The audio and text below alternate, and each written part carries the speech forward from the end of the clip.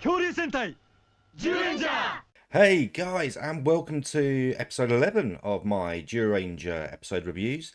This time it's My Master, where I think it's Tosspat and Buckback fish up a magic lamp. Turns out it's Aladdin's old magic lamp. And of course, it's going to be found by kids. This is another kiddie episode. It's not a child of the week as much as like a group of kids of the week. But it's quite a fun one, so let's get into it. You'll get the commentary, and then you'll have my thoughts on the thing at the end. Enjoy. Totopat is fishing from the balcony of Bandora Palace with his line able to reach the waters on Earth. Apparently it is a magical rod that can hook all the mysteries of the world. Feeling a tug, Totopat reels it in, and it's a small lamp. Buckback wipes the dirt off, and a genie appears. The Lamp Fairy Djinn. Buckback and Totopat send the Rangers a letter of challenge to meet them on Earth, telling the Rangers today they will beat them. Buckback rubs the lamp, summoning the Djinn, and Totopat orders it to defeat the Rangers.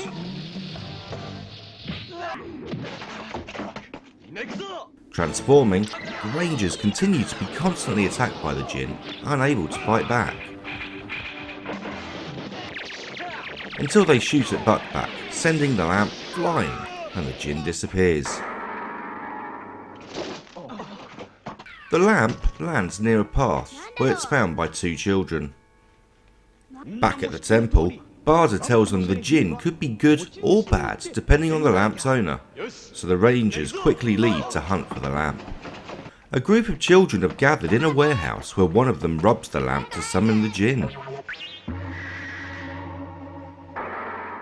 One kid wishes for a sports car, which is instantly granted to the children's delight. They all start wishing for things. One girl wishes to fly, and he gives her a magic carpet. She gets on and flies out of the warehouse, where she's seen by Geki and Boy.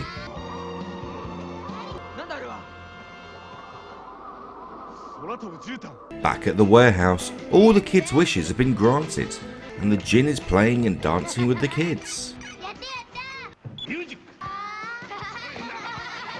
The Rangers follow the flying girl back to the warehouse, but the kids hide the Djinn before the Rangers see him. The Rangers ask about the lamp and warn the kids bad guys will come for it, but the kids say the Djinn is their friend and they run away, only to encounter Bandora's minions.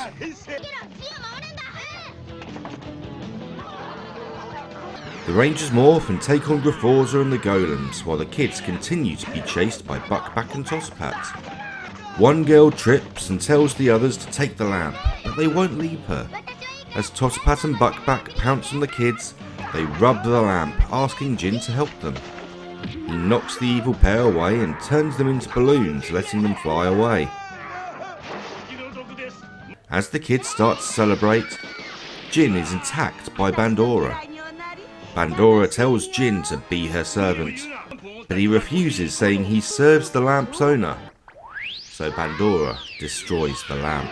Djinn realises Bandora must be planning on making a new lamp so she can control him. The Rangers and kids decide to rebuild the old lamp to stop Bandora gaining control of Djinn. Cue a musical montage of the Rangers and kids finding pieces of the lamp until only one piece is left to find.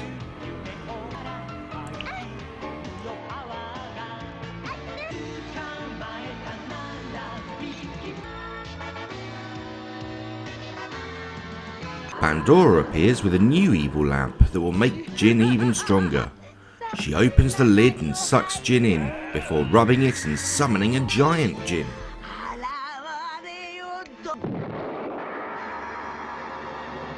Bandora commands him to trample the Rangers and kids.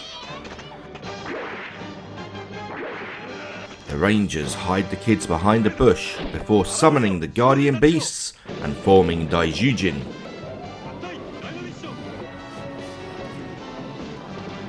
Bandora commands Djinn to take care of this Muppet, leading to a fight. But Geki refuses to use Godhorn, sending Dan, May and Boy to help the children find the final piece of the lamp. With Zyuranger struggling, the others frantically search until one of the kids finds the missing piece fixing the lamp.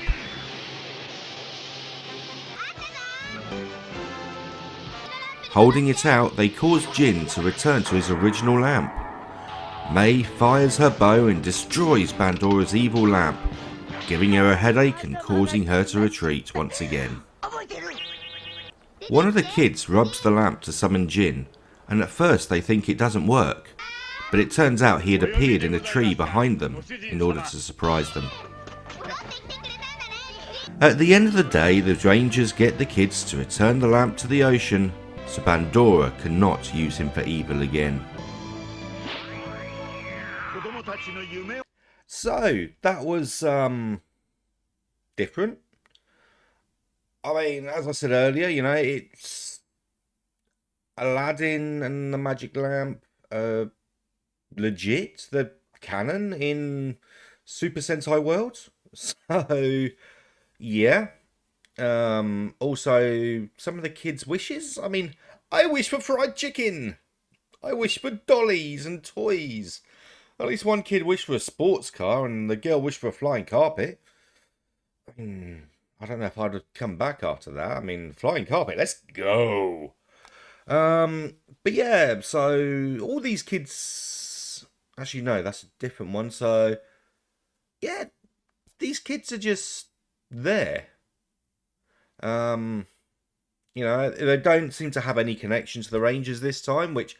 Usually they seem to be like friends of the Rangers or something. These Rangers always seem to be friends with kids, but, you know, kids show. Yeah, it's interesting that Bandora knows of the genie.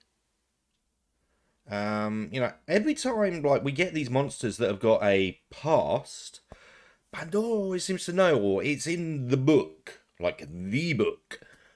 And it's like, who's been updating these things? Like, who was updating the book for the millions of years that they were all asleep? Or, you know, Bandora, I mean, did she, like, keep coming out of the dump? I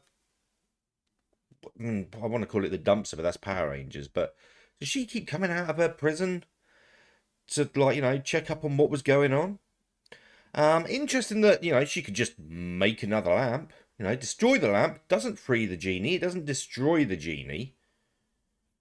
But she makes another lamp and makes him evil. I mean, okay, evil lamp and all the rest of it. The musical montage, obviously I didn't put the whole thing in the episodes you've just watched because obviously, you know, copyright. That was a bit sort of weird. I mean, musical montage, really? Although saying that, you know, give it another 4 or 5 episodes, and I think we've got the Bandora song. So I'm actually looking forward to that because that's part of the Dragon Ranger arc. So yeah, that's coming up. I think that's episode 16, 17. So getting close to the Dragon Ranger arc.